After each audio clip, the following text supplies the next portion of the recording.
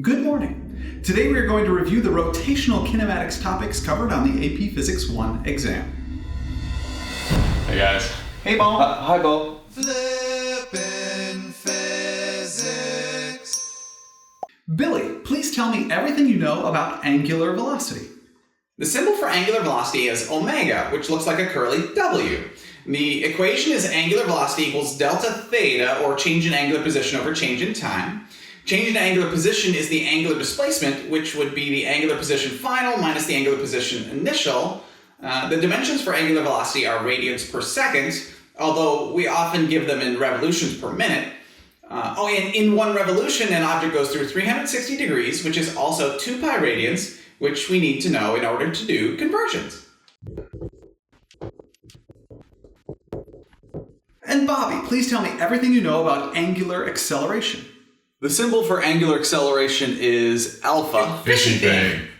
which we lovingly call fishy thing. The equation is angular acceleration equals change in angular velocity over change in time. And the dimensions for angular acceleration are radians per second squared. Make sure you notice the relationship between the linear and rotational equations for velocity and acceleration. Instead of linear displacement, we substitute in angular displacement. And instead of linear velocity, we substitute in angular velocity. The equations really are quite similar.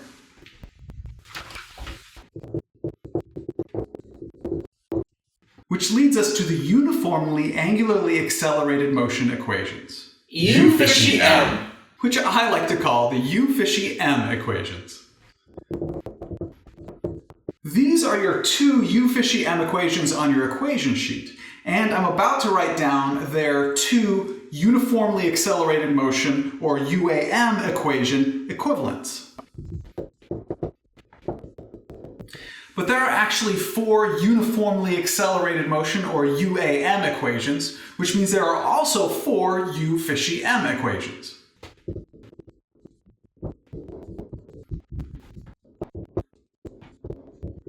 Remember, the U fishy M equations are the equations you can use when the angular acceleration is constant, and they work just like the UAM equations.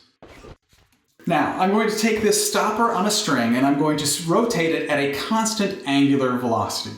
Now, it actually can't quite be a constant angular velocity because on the way down, the force of gravity will increase the angular velocity, and on the way up, the force of gravity will decrease the angular velocity. However, for the purposes of this exercise, let's assume that the stopper is moving at a constant angular velocity.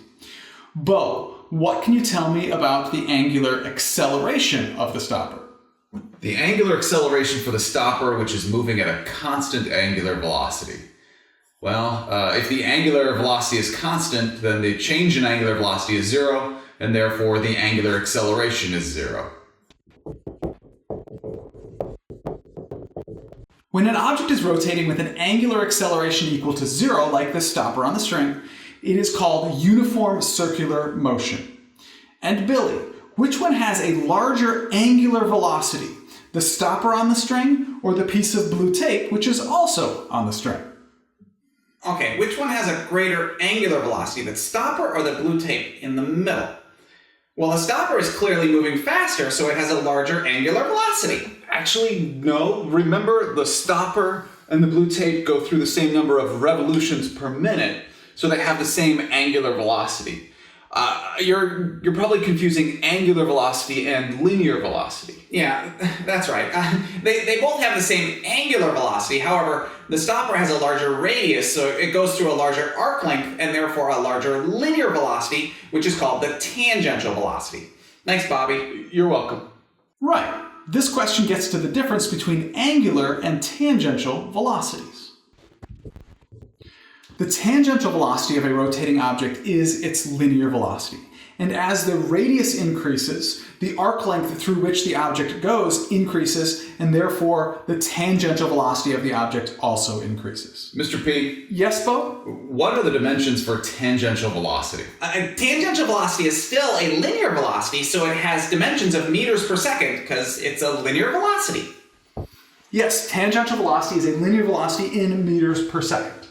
And remember, when you use this equation, that you need to use radians per second for the angular velocity. Oh, and the tangential velocity is the velocity tangent to the circle, or if you'd prefer, normal to the radius or perpendicular to the radius. Now, just looking at the stopper. Bobby, considering the stopper has a constant angular velocity, does the stopper also have a constant tangential velocity? I remember this one. The answer is no. The stopper has a constant tangential speed, but not a constant tangential velocity. Yeah, because velocity is a vector, it has both magnitude and direction. Therefore, because the direction of the tangential velocity is changing, the tangential velocity is not constant. And because the tangential velocity is not constant, there must be a linear acceleration and therefore a net force acting on the object.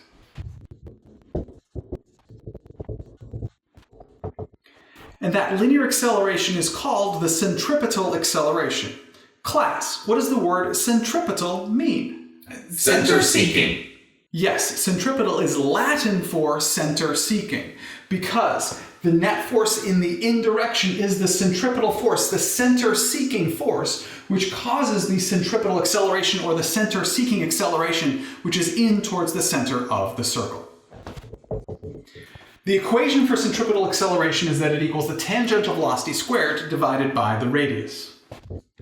Centripetal acceleration also equals the radius times the angular velocity squared. However, that is not on your equation sheet.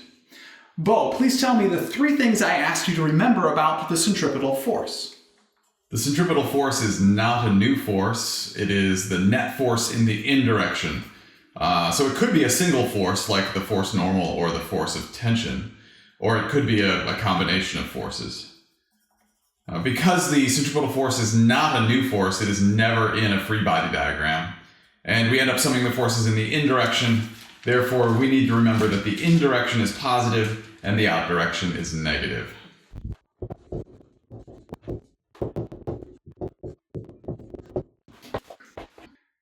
Notice in this particular example, which is called a conical pendulum, that the indirection is not in the direction of the string. If you look at it from a top view, you can see that the circle described by the stopper is actually in a horizontal plane, and therefore the indirection is actually horizontal. Billy, how would you solve a problem like this? First, you draw the free body diagram of the forces acting on the stopper, which are the force of gravity, which is straight down, and the force of tension, which is along the string. Before you can sum the forces in the indirection, you need to break the tension force into its components in the y direction and the indirection. After we find the components, we can redraw the free body diagram. The force of gravity is still down. However, now instead of the tension force, we have the tension force in the y direction and the tension force in the indirection.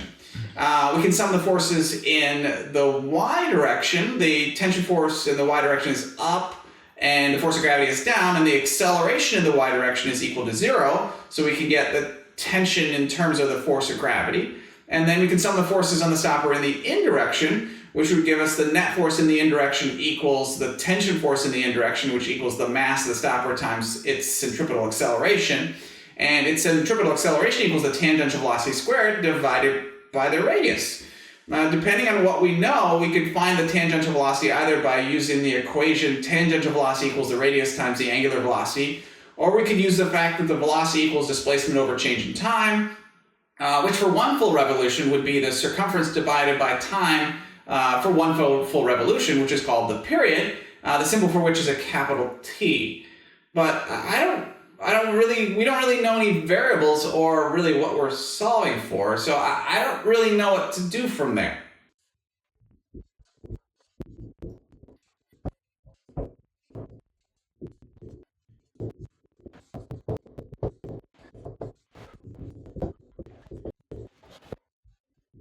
Billy, that is plenty. Thank you. I just wanted to set it up. I didn't actually want to solve the problem. One important thing to notice is that the radius for the circle would not be the length of the string, but would be this side of the triangle, and you could use SOHCAHTOA to figure that out. So thank you. You are welcome. Now that you've brought up period, let's talk about both period and frequency. Period and frequency are inversely related. The period is the time for one full cycle or the time for one revolution, and the dimensions for period are either seconds or seconds per cycle. Frequency is the number of cycles per second or revolutions per second, and the dimensions for a frequency are cycles per second, which we call hertz. Now, going back to the equation for angular velocity.